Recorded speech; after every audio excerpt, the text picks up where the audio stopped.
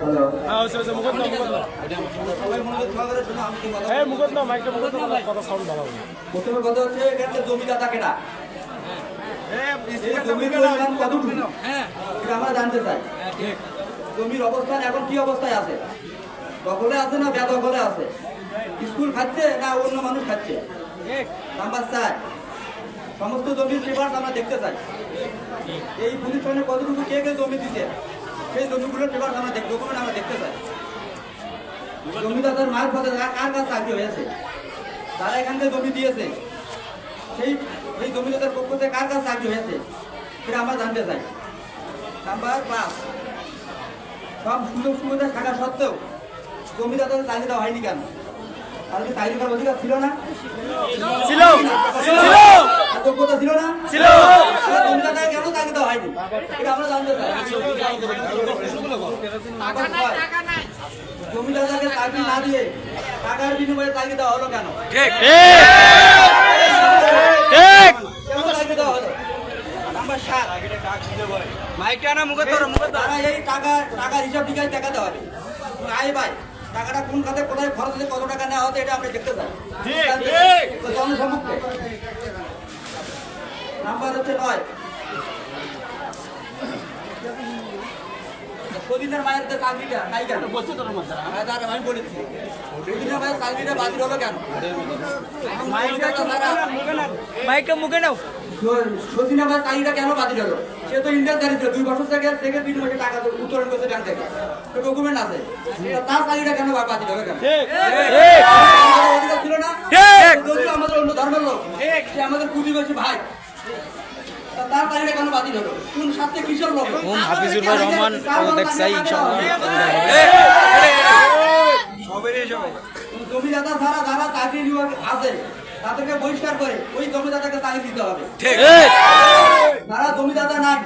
জমিদাতা যারা বাদ দিয়ে যারা চাকরি দিতে সে জমিদাতাকে চাকরি দিতে হবে যদি সজিনামা চাকরি পায় তাহলে ওই শিক্ষকেরা চাকরি করবে কারণ সজিনামা এখানকার ইন্টারধারী বেতনধারী ছিল সেই বেতন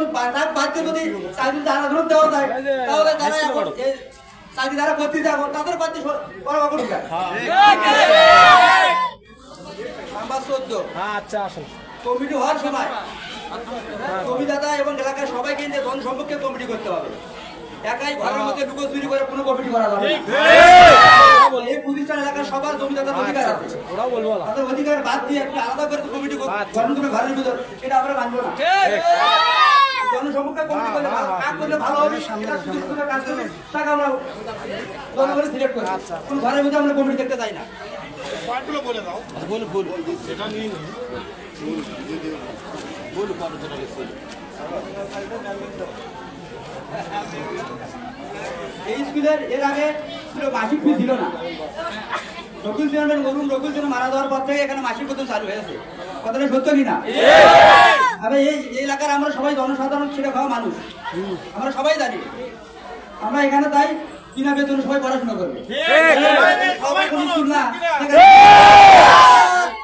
আপনারা বেতন আগে ছিল বেতন আমাদের সরকার ডাবল করে দিয়েছে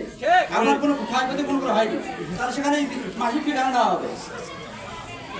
এটা বাতিল করতে হবে আর পরীক্ষার ফি পরীক্ষাগুলো হয় বার্ষিক পরীক্ষা এইগুলো 500 টাকা করে 300 টাকা করে 400 টাকা করে প্রতি ক্লাসে আমি বলি কথা বলো না কথা হচ্ছে যে প্রশ্ন থেকে শুরু করে খাতা এই কত টাকা খরচ হয় এই টাকাটা হিসাব করে সাথী কতগুলো আগে কয় টাকা করে পরে সেই টাকাটা শুধু নেওয়া হবে এর বাইরে কোনো ছাত্রী 1 টাকাও দিবে না 500 টাকা 500 টাকা 300 টাকা টাকা ধরে পরীক্ষার ফি নেবে এটা আমরা মানতে দেবো না আমরা ঠিক কিনা এটা পড়তি এইটা তো পড়তি হয় ফাইনাল পরীক্ষা যেটা পড়তি যেটা আছে ওটাই দেওয়া হবে আর বাইরে 1 টাকা আমরা দেবো না কারণ প্রত্যেক 1700 টাকা নেওয়া হয় 3000 টাকা 4000 টাকা 300 টাকা নেওয়া হয় অনেকে পড়তি দেওয়ার সময় আগে আমাদেরকে ধরে ভাই এনা চলতে ভাই এখন যদি কথা বলতে যদি আসি তারা বলে কি ওই অমুক একটা দায়িত্ব আছে বলেন যে অমুক একটা দায়িত্ব আমি বাবা উল্লাং করে অমুক আমার বিধানটা যাবো কার আমরা যদি এই সুযোগ সুবিধা না পাই আর ধর দেখে দেয় ওই তো ধার দেয় না আমরা এলাকার মানুষ পাই না। তাহলে এখন ফুটফি যেটা ছেড়ে নিতে হবে এর বাইরে 1 টাকা কোনো ছাত্রছাত্রীর কাছে দেওয়া যাবে না এগুলো ছিল আমাদের দাবি দেওয়া এবং এই দাবি দেওয়া না মানলে সরাসরি তার পদত্যাগ করতে হবে। 32 টাকা 32 আমার যে কোনো দাবি দিতে আমি এখানে লিখিত দিয়ে দেবো এই দাবিগুলো যদি না মানে আমার জনসাধারণের পক্ষে তার পদত্যাগ থাকবে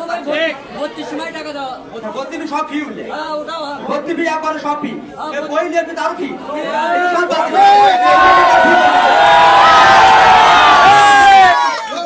আমার এলাকার যারা ভাই যারা আছে সবাই এখানে ফ্রি পড়াশোনা করে কারণ আপনাদের বেতন ডাবল করে আপনাদের কোনো অসুবিধা করে দেয়নি সরকার আপনাদের কোনো সমস্যা হয় আমাদেরকে বলছে কিসের করে পরীক্ষা দিতে হবে তাও তুমি দাও সমস্যা নেই তাই এগুলো আমার দাবি দেওয়া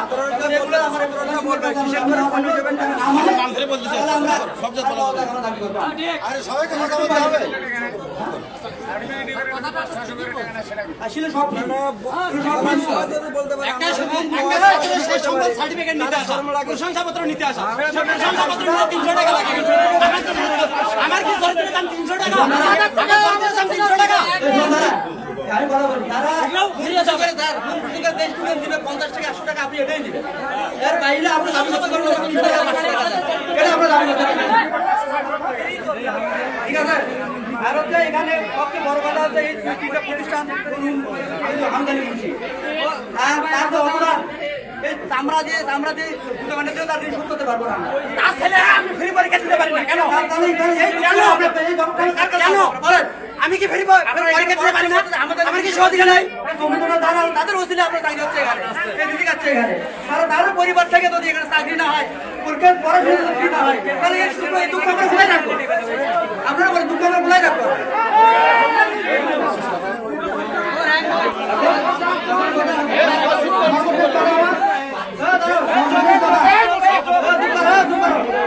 সর্বশেষ কথা হচ্ছে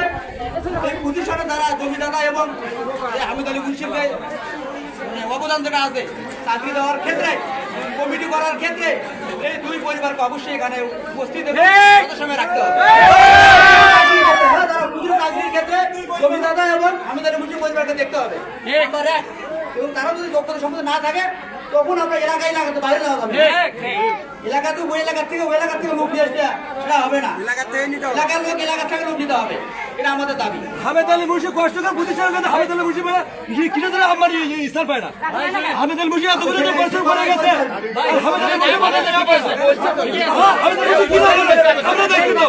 হামেদ আলী মুন্সি কিনা করছে এখানে সর্বোচ্চ সম্মান তারা ভাই সর্বোচ্চ সম্মান পাবে তাদেরকে অসম্মানই করা হলে আপনাদের শিক্ষকতা করার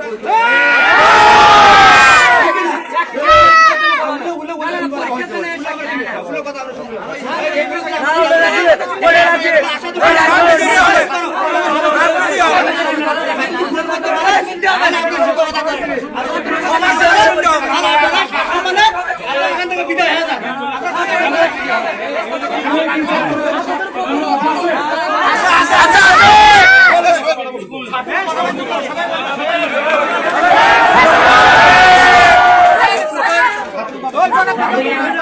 আপনারা আমাকে চেনেন, আমি অত্র বিদ্যালয়ের 8ম শ্রেণীর একজন ছাত্র।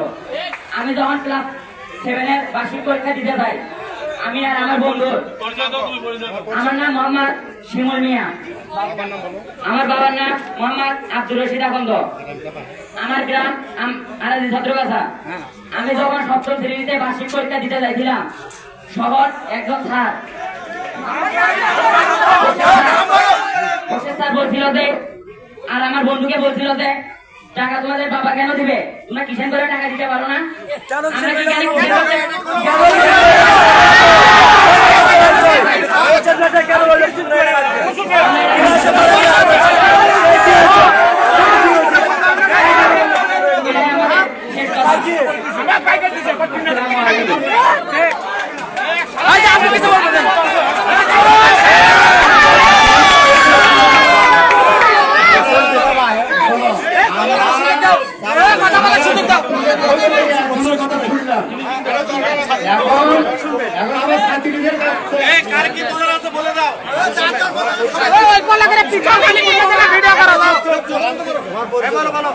আমার নাম মুসাম্মদ মরিয়ম আক্তার,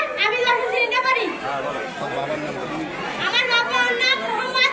মজিদ মিয়া, আমার বাসা নিসপাড়া। আমি বলতে চাই, যদি আমাদের হিটসার কোনো ভুল করে থাকে তাহলে তাকে ক্ষমা করে দাও, কারণ মানুষ ভুল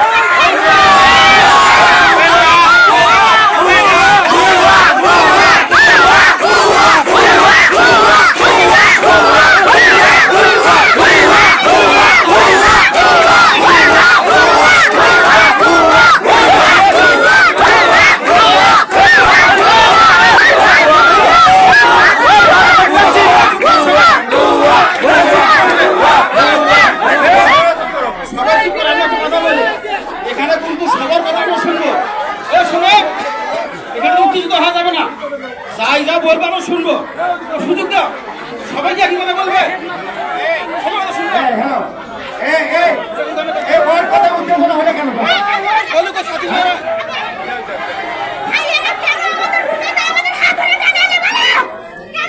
আরো ঘাট ধরে টানে আনে নাই, সবাই বেরোচ্ছে, আপনারা বেরোন না কি করবো?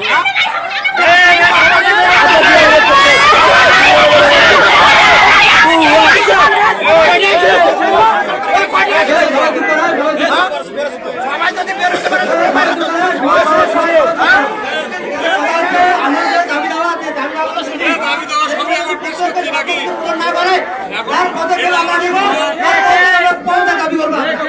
আমরা এই হিসাবটাই আমরা দিয়ে দিই, তাই যে এগুলো আমরা সম্পূর্ণ দেখতে হবে, জনসম্পর্ক দেখতে হবে। এগুলো হয় যথেষ্ট। আচ্ছা ঠিক আছে, ধন্যবাদ সবাইকে।